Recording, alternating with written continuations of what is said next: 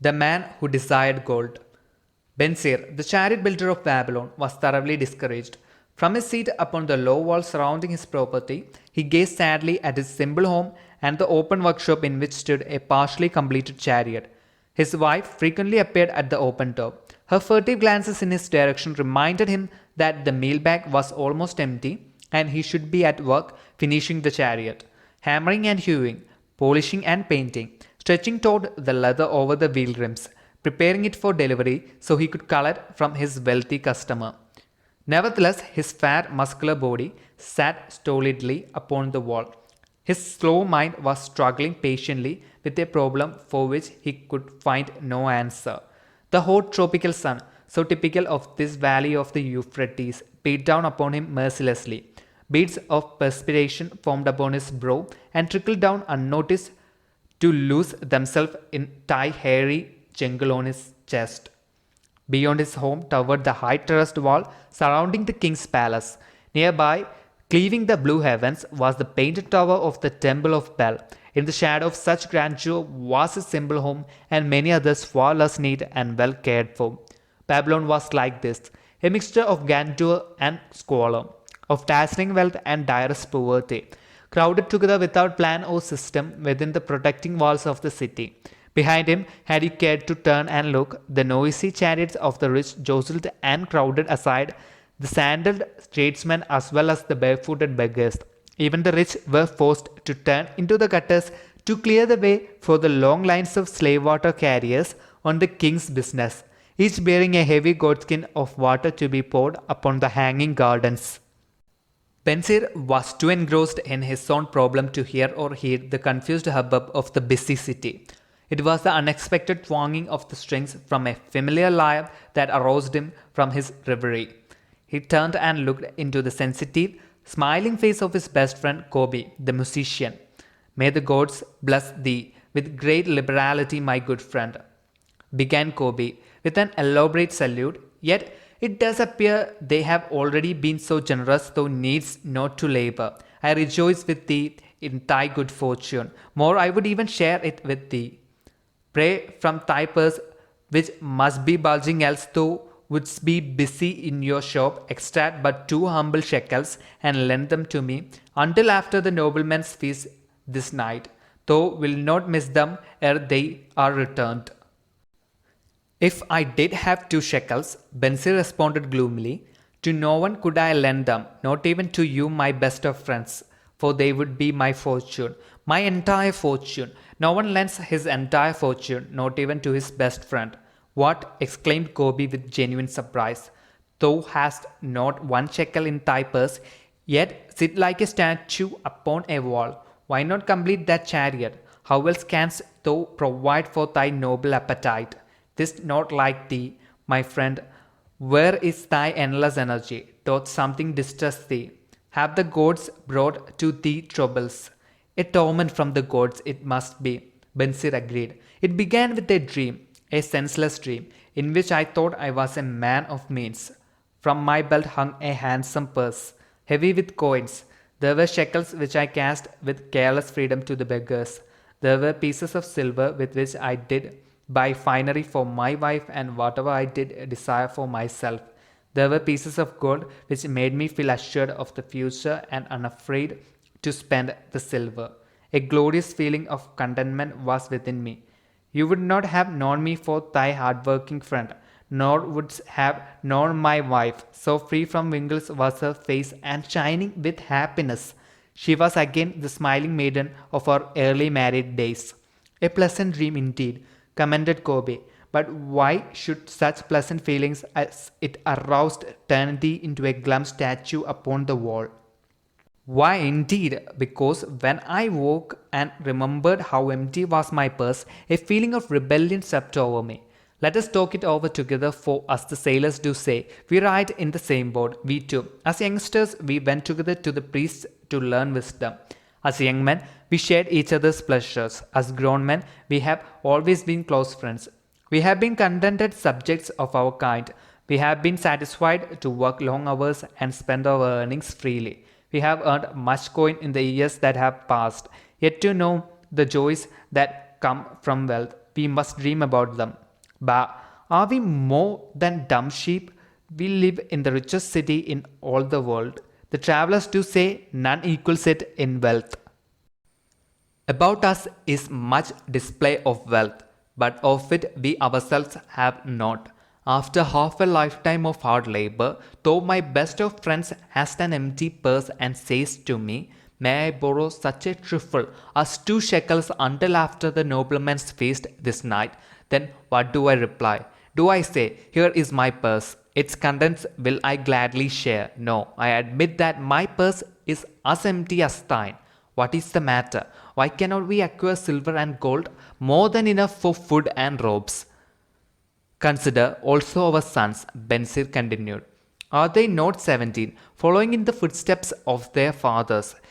Need they and their families and their sons' families live all their lives in the midst of such treasures of gold, and yet like us be content to banquet upon sour goat's milk and porridge? Never in all the years of our friendship didst thou talk like this before, Bensir. Kobe was puzzled. Never in all those years did I think like this before. From early dawn until darkness stopped me, I have labored to build the finest chariots any man could make, soft-heartedly hoping someday the gods would recognize my worthy deeds and bestow upon me great prosperity. This they have never done. At last I realize this they will never do. Therefore my heart is sad. I wish to be a man of means. I wish to own lands and cattle, to have fine robes and coins in my purse. I am willing to work for these things with all the strength in my bag, with all the skill in my hands, with all the cunning in my mind, but I wish my labors to be fairly rewarded.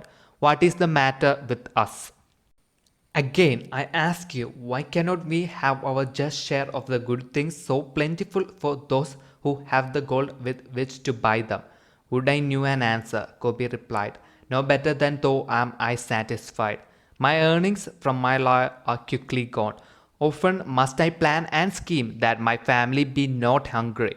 Also within my breast is a deep longing for a lyre large enough that it may truly sing the strains of music that do surge through my mind. With such an instrument could I make music finer than even the king has heard before.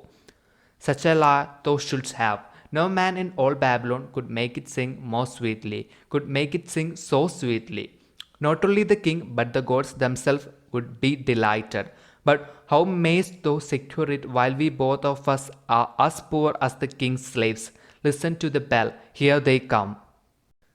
He pointed to the long column of half-naked, sweating water-bearers plodding laboriously up the narrow street from the river. 5 abreast they marched, each bent under a heavy goatskin of water.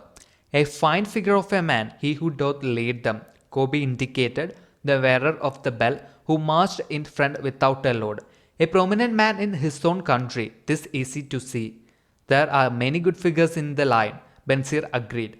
As good men as we, tall, blond men from the north, laughing black men from the south, little brown men from the nearer countries, all marching together from the river to the gardens, back and forth, day after day, year after year, not of happiness to look forward to, beds of straw upon which to sleep, hard grain porridge to eat. Pity the poor brutes, Kobe. Pity them I do, yet thou dost make me see how little better off are we, free men though we call ourselves. That is truth, Kobe. Unpleasant thought though it be, we do not wish to go on year after year living slavish lives, working, getting nowhere. Might we not find out how others acquire gold and do as they do? Kobe inquired. Perhaps there is some secret we might learn if we but sought from those who knew, replied Bensir thoughtfully. This very day, suggested Kobe, I did pass our old friend Arkad, riding in his golden chariot.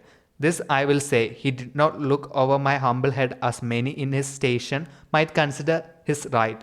Instead, he did wave his hand that all onlookers might see him pay greetings and bestow his smile of friendship upon Kobe the musician. He is claimed to be the richest man in all Babylon, Bensir mused. So rich, the king is said to seek his golden aid in affairs of the treasury. Kobe replied. So rich, Bensir interrupted. I fear if I should meet him in the darkness of the night, I should lay my hands upon his fat wallet. Nonsense, reproved Kobe. A man's wealth is not in the purse he carries. A fat purse quickly empties if there be no golden stream to refill it. Arkat has an income that constantly keeps his purse full, no matter how liberally he spends. Income, that is the thing, ejaculated Benzer. I wish an income that will keep flowing into my purse whether I sit upon the wall or travel to far lands. Arkat must know how a man can make an income for himself. Though suppose it is something he could make clear to a mind as slow as mine, methinks he did teach his knowledge to his son, no master, Kobe responded. Did he not go to Nineveh and, so it is told at the end, become without aid from his father, one of the richest men in that city? Kobe, though brings to me a rare thought. A new light gleamed in Bensir's eyes. It costs nothing to ask wise advice from a good friend, and Arkat was always that. Never mind though our purses be as empty as the falcon's nest of a year ago. Let that not detain us. We are weary of being without gold in the midst of plenty. We wish to become men of means. Come, let us go to Arkat and ask how we also may acquire incomes for ourselves. Thou speakest with true inspiration, Bensir. Thou bringest to my mind a new understanding. Thou makest me to realize the reason why we have never found any measure of wealth. We never sought it. Thou hast labored patiently to build the staunchest chariots in Babylon. To that purpose was devoted your best endeavors. Therefore, at it thou didst succeed. I strove to become a skillful lyre player, and at it I did succeed. In those things toward which we exerted our best endeavors, we succeeded. The gods were content to let us continue thus. Now at last we see a light, bright like that from the rising sun. It bid us to learn more that we may prosper more. With a new understanding, we shall find honorable ways to accomplish our desires. Let us go to Arkat this very day, Bensir urged. Also, let us ask other friends of our boyhood days who have fared no better than ourselves to join us, that they too may share in his wisdom. Thou wert ever thus thoughtful of thy friends, Bensir. Therefore hast thou many friends. It shall be as thou sayest. We go this day and take them with us.